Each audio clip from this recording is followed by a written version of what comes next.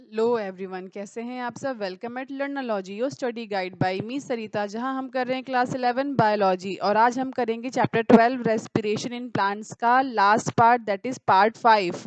Part 4 की video का link नीचे डिस्क्रिप्शन में मिल जाएगा आपको। चलिए स्टार्ट करते हैं आज की क्लास। टॉपिक है रेस्पिरेटरी बैलेंस शीट। तो अभी तक हमने जितने भी प्रोसेस पढ़े हैं इन एरोबिक रेस्पिरेशन, सबको देखते हुए हम इजीली कैलकुलेट कर सकते हैं अब कि नेट गेन ऑफ एटीपी कितना हुआ है from every glucose molecule that is oxidised during this process. But in reality this can be remain only a theoretical exercise, क्योंकि रियलिटी में ऐसा नहीं होता है। रियलिटी में नहीं काउंट किया जा सकता है कि कितने एटीपी बने हैं एग्जैक्टली exactly। बट यहाँ हम काउंट कर पा रहे हैं due to some assumption like कि हमें अभी तक ये पता चला है कि जितने भी इवेंट्स हो रहे हैं ग्लाइकोलाइसिस, टीसीए, ईटीएस, ये इसी तरह ऑर्डरली मैनर में होते हैं एक के बाद एक। लाइक सबसे पहले जो ग्लूकोज है which is substrate of glycolysis, ठीक है, acetyl coenzyme which is substrate of TCA cycle, and NADH, FeDH2, oxygen, ADP, and inorganic phosphate. These are substrate of ETS. ये सभी एक के बाद एक इसी तरह से सिक्वेंशियल चेंजेस में जाते हैं and they follow one after one pathways. दूसरा assumption क्या है कि जो NADH सिंथेसाइज होता है ग्लाइकोलाइसिस में, transfer into mitochondria and then it undergoes oxidative phosphorylation. तीसरा assumption है कि none of the intermediates pathway में फॉर्म हो रहे हैं, they are utilised to synthesise any other compounds. वो सिर्फ उसी पाथवे में रहते हैं, वो कभी भी किसी और पाथवे में या किसी और जो है जगह जाके यूटिलाइज नहीं होते हैं। एंड ओनली ग्लूकोज जो है is being respired, no other alternative substrate are entering in the pathway at any of the intermediatory stage.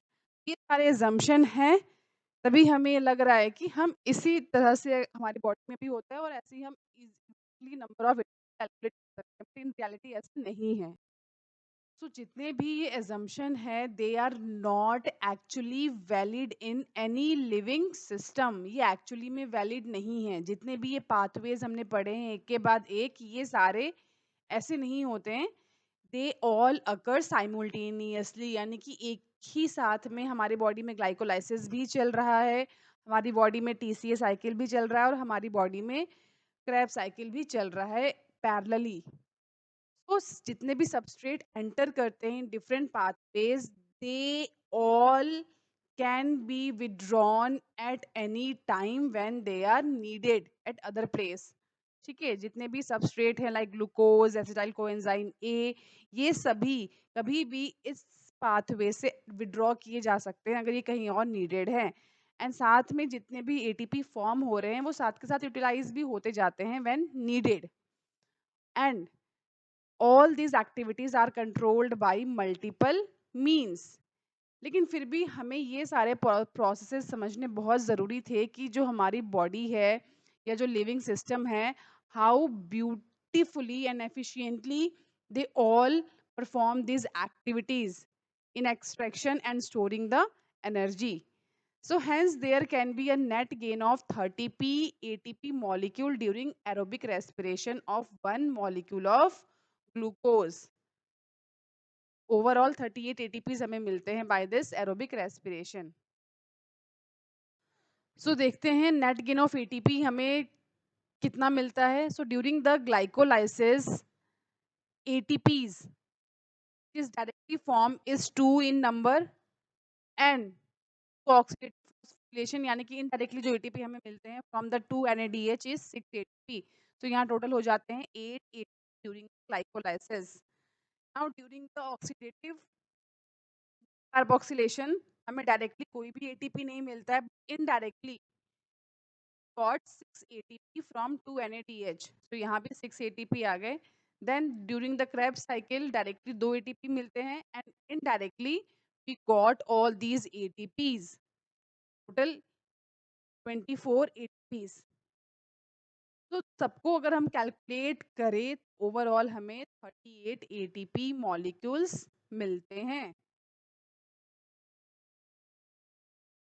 Let's compare fermentation and aerobic respiration, यानी कि एनारोबिक एंड एरोबिक रेस्पिरेशन को यहाँ हम compare करते हैं.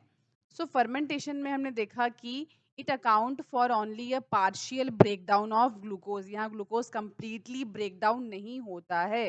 But during the aerobic respiration there is complete oxidation of glucose that degrades to CO2 and H2O. During fermentation, there is a net gain of only two molecule of ATP for each molecule of glucose that degraded to pyruvic acid. During aerobic respiration, we got many more molecules of ATP and generate during the aerobic respiration. Here, NADH oxidized to NAD plus and rather slowly in fermentation. यहाँ बहुत slow degradation और हम कह सकते हैं बहुत ही slow NADH का oxidation होता है. But during the aerobic respiration, जो oxidation process है वो काफ़ी vigorous है, काफ़ी fast होता है. So we got many ATP molecules. Now comes amphibolic pathway. तो एम्फीबॉलिक पाथवे क्या होता है? हमने देखा कि जो ग्लूकोज है ये फेवर्ड सबस्ट्रेट है फॉर रेस्पिरेशन, बिकॉज अगर हम बाकी सबस्ट्रेट से कंपेयर करें तो ग्लूकोज से एनर्जी जल्दी मिलती है. All carbohydrates are usually first convert in glucose before they are used for respiration. But other substrate can also be respired as has been mentioned earlier, but they then do not enter the respiratory pathway at the first step. है ना, बाकी के जो substrate है वो first step में enter नहीं करते हैं. उनका जो process है to oxidize वो different है as compared to carbohydrates. Like अगर हम fat की बात करें तो fat जो है ये सबसे पहले break down होगा into glycerol and fatty acid, and then this fatty acid it is respired. They would first be degraded into acetyl coenzyme A and enters the pathway. ये क्रैब साइकिल में enter कर जाएगा. तो यहाँ पे कोई भी ग्लाइकोलाइसिस प्रोसेस नहीं आएगा, इसका प्रोसेस अलग है. फैटी एसिड जो है ये एसिटाइल कोएंजाइम में कन्वर्ट होता है, then enters the Krebs cycle. तो अब यहाँ रहेगा ग्लिसरॉल. ग्लिसरॉल जो है ये enters the different pathway after converting into the PGAL, यानी कि ग्लिसरॉल्डिहाइड 3 फॉस्फेट में कन्वर्ट हो जाएगा. एंड देन बाकी का प्रोसेस सेम है जैसा कि हमने कार्बोहाइड्रेट के लिए देखा था. बात करते हैं प्रोटीन की. तो प्रोटीन जो है अगर इसका रेस्पिरेशन होता है ये डिग्रेड सबसे पहले होगा by protease enzyme, and the individual amino acid जो है they depend on their structure would enter the pathway at some stage within the Krebs cycle or even as pyruvate और acetyl coenzyme A. तो amino acid के type पे depend करता है. सबसे पहले प्रोटीन अमाइनो एसिड में कन्वर्ट होगा, देन अमाइनो एसिड कैसा है किस टाइप का है उस पर डिपेंड करेगा कि ये पायरुविक एसिड में कन्वर्ट होगा या फिर एसिटाइल कोएंजाइम में कन्वर्ट होगा. ठीक है. तो सिंस जो रेस्पिरेशन है it involves breakdown of substrate first, respiratory process है has traditionally has been considered a catabolic process, क्योंकि यहाँ सबसे पहले जितने भी सबस्ट्रेट है उनका ब्रेकडाउन होता है into more simple form, and respiratory pathway as a catabolic pathway. ठीक है, ये याद रखना है. Is this understanding correct? क्या ये correct है? So we have already discussed that कि at point जो ये respiratory pathway है इसमें different substrate enter करेंगे were to be respired and used to derive energy. ठीक है, तो जैसे कि हम पहले ही पढ़ चुके हैं कि एग्जैक्टली ऐसा नहीं होता है, बट ये जस्ट एक थ्योरेटिकल एनालिसिस है जिससे कि हम इजीली समझ पाए कि एग्जैक्टली होता क्या है हमारी बॉडी में टू जनरेट द एटीपी. यहाँ समझने वाली बात क्या है कि जितने भी सबस्ट्रेट पाथवे में एंटर करते हैं वो किसी भी टाइम ज़रूरत पड़ने पे वहाँ से विड्रॉ भी किए जा सकते हैं. ठीक है. So hence fatty acid would be broken down to acetyl coenzyme before entering the respiratory pathway when it is used as a substrate.